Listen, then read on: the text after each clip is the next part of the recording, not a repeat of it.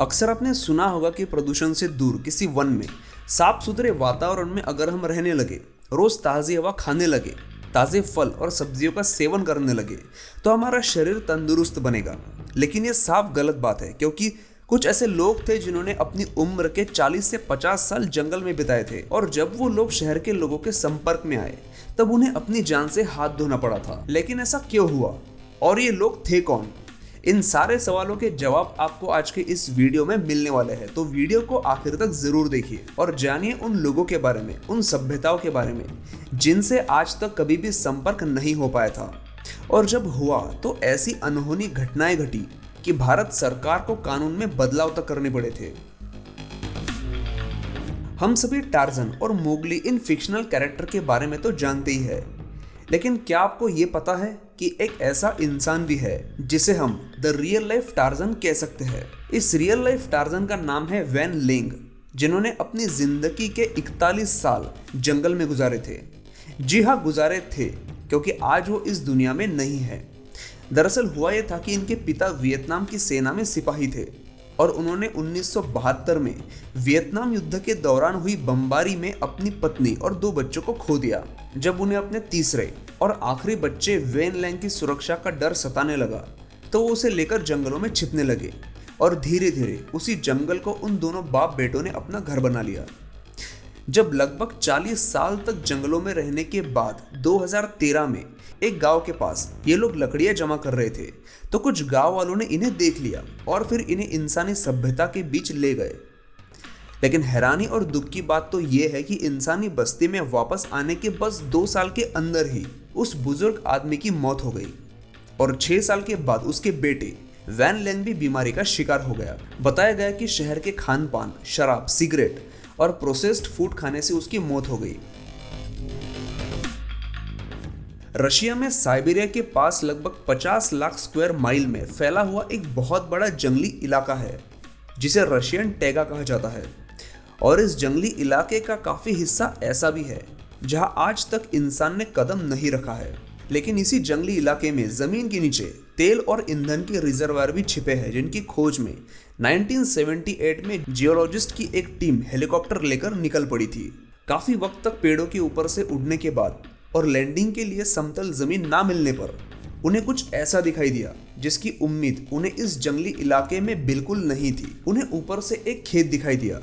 इस वक्त वो टीम शहर से 150 मील दूर एक ऐसे घने जंगल के ऊपर थे जहां इंसानों ने आज तक कदम नहीं रखा था। काफी सोचने के बाद उन्होंने नीचे उतरने का फैसला किया और अपने साथ उन्होंने गन और चाकू जैसी चीजें भी ली। उस खेत के पास जाने पर उन्हें और हैरान करने वाला नजारा दिखा। उनके सामने एक बहुत ही खराब हालत में मौजूद एक झोपड़ी थी जिसकी लकड़ियां काफी काली पड़ चुकी थी, जिससे उन्हें यह अंदाजा आया कि वो झोपड़ी यहाँ कई सालों से मौजूद थी। उनके दिल में थोड़ी देर के लिए यह बात जरूर आई कि उन्हें वहां से चले जाना चाहिए, लेकिन फिर थोड़ी हिम्मत जुटाकर उन्होंने उस झोपड़ी की तरफ इशारा करके जोर से आवाज लगाई। थोड़ी ही देर में उस झोपड़ी का दरवाजा खुला और अंदर से एक बुजुर्ग व्यक्ति बाहर आया। ये इंसान नंगे पैर खड़ा था और उसका बदन पत्तों से ढका हुआ था। भले ही दिखने में ये इंसान जंगली लग रहा हो, लेकिन वो था नहीं। जब उसने अपनी कहानी सुनाई तो उसे सुनकर वो जियोलॉजिस्ट हैरान हो गए। उस झोपड़ी में वो अकेला नहीं था, बल्कि अपने 4 बच्चों के साथ रह रहा था। उसका नाम था कार्प लाइकोव। रशिया में जब नास्तिक विचारधारा वाले बोल्शेविक की सत्ता आई थी तो उसने क्रिश्चियन धर्म को मानने वाले लोगों पर अत्याचार करना शुरू किया, जिसके बाद शुरू हुए धार्मिक नरसंहार से खुद को और अपने परिवार को बचाने के लिए 1936 में इस आदमी ने घने जंगल का सहारा लिया, और अगले 42 सालों तक ये परिवार जंगल में ही रहा, बाकी दुनिया से बिल्कुल दूर। इतना दूर कि इन्हें ये तक पता नहीं था कि इंसान ने चांद पर कदम भी रखा है और दूसरा विश्व युद्ध शुरू होकर खत्म भी हो चुका है। लेकिन इस परिवार के साथ भी वही हुआ था जो वैन लैंग के साथ हुआ। जियोलॉजिस्ट की टीम यहाँ पहुंचने के 3 साल के अंदर ही, मतलब 1981 तक ही, इस 5 लोगों के परिवार में से 4 की मौत हो गई। वजह वही थी, बाहरी दुनिया से संपर्क में आने की वजह से हुई बीमारियों ने उनकी जान ले ली थी। इसी वजह से आज इस परिवार की आखिरी सदस्य 70 वर्षीय अगाफिया इसी पहाड़ी इलाके में अकेली ही रहती है। सरकार द्वारा उसे काफी मदद की गई, लेकिन उसने शहर आकर बसने के लिए मना कर दिया। और उसने वही रहना पसंद किया जहां उसका परिवार रहा करता था। जंगल बुक रुडयार्ड किपलिंग द्वारा लिखी गई पूरी दुनिया में फेमस एक ऐसी नोवेल जिसका मेन किरदार था एक ऐसा बच्चा जिसका पूरा बचपन जंगल में ही बीतता है। इस बच्चे के बारे में मुझे ज़्यादा बताने की ज़रूरत नहीं है क्योंकि किताब न सही लेकिन कार्टून और फिल्मों के जरिए मोगली का यह किरदार भारत के हर घर में पहुंचा था। लेकिन क्या आप जानते हैं कि इस मोगली की कहानी एक रियल लाइफ मोगली पर आधारित थी। कहानी शुरू होती है भारत में 1867 में एक ब्रिटिश शिकारियों का दल जंगल में शिकार के लिए गया था। उस दिन उन्होंने जंगल में कुछ ऐसा दृश्य देखा जिसकी उम्मीद किसी को भी नहीं थी। उन्होंने एक बच्चे को देखा जो अपने हाथों और पैरों के बल पर भाग रहा था और उसके साथ कुछ भेड़िए भी थे जो उस बच्चे के साथ दोस्ताना व्यवहार कर रहे थे। उन शिकारियों ने उस बच्चे का पीछा किया। बच्चा उन भेड़ियों के साथ एक गुफा में छिप गया। उसके बाद उन शिकारियों ने उन भेड़ियों पर गोलियां चलाकर उन्हें मार डाला और वो उस बच्चे को लेकर शहर आ गए। आगरा के एक अनाथालय में उस बच्चे को भर्ती किया गया और उसको नाम दिया गया दीना सनीचर। दीना को काफ़ी ट्रेनिंग दी गई, खाने की, बोलने की, रहन सहन की, लेकिन काफ़ी कोशिशों के बावजूद दीना सिर्फ कुछ ही शब्द बोल पाता था। शुरुआत में सिर्फ कच्चा मांस खाने वाला दीना बाद में पका हुआ खाना भी खाने लगा था।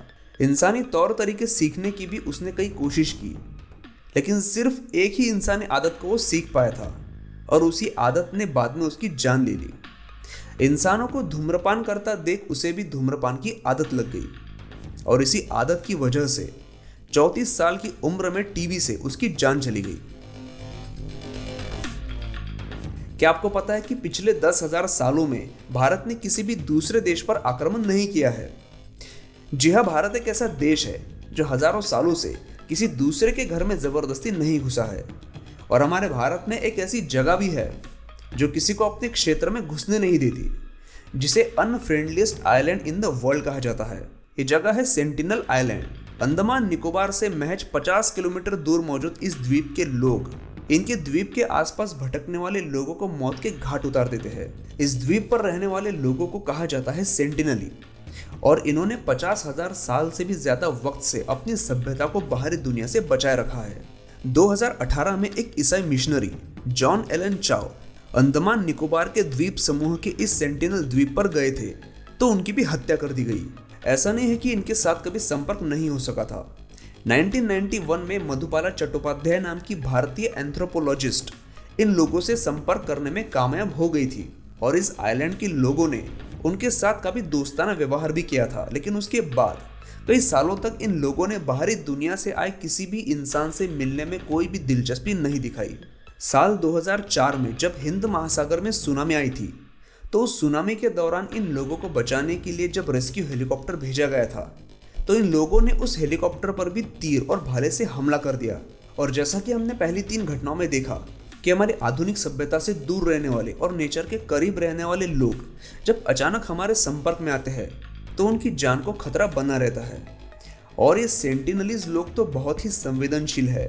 माना जाता है कि अगर कोई आदमी एकदम नॉर्मल फ्लू जैसी बीमारी लेकर भी इस द्वीप पर जाए तो उस बीमारी से ये पूरी जनजाति समाप्त हो सकती है। 1956 में भारत सरकार ने बनाए कानून के अनुसार इस आइलैंड से 3 किलोमीटर दूर एक सीमा बनाई गई है और उस सीमा में प्रवेश करने की अनुमति किसी को भी नहीं है। तो बेहतर होगा कि हम अपनी ज़िंदगी जिए और उन्हें अपनी ज़िंदगी जीने दें। बाकी आपको एपिसोड कैसा लगा मुझे नीचे कमेंट करके ज़रूर बताइए। अच्छा लगा तो इसे लाइक करना मत भूलिए। आगे भी ऐसे ही इंटरेस्टिंग वीडियोस देखने के लिए चैनल को सब्सक्राइब जरूर कीजिए। अगर किसी वीडियो टॉपिक के बारे में मुझे सजेशन देना हो तो मुझे इंस्टाग्राम पर डीएम करें, लिंक मैंने नीचे डिस्क्रिप्शन में दे दी है। तो चलिए दोस्तों, मिलते हैं अगले वीडियो में ऐसे ही इंटरेस्टिंग फैक्ट्स के साथ।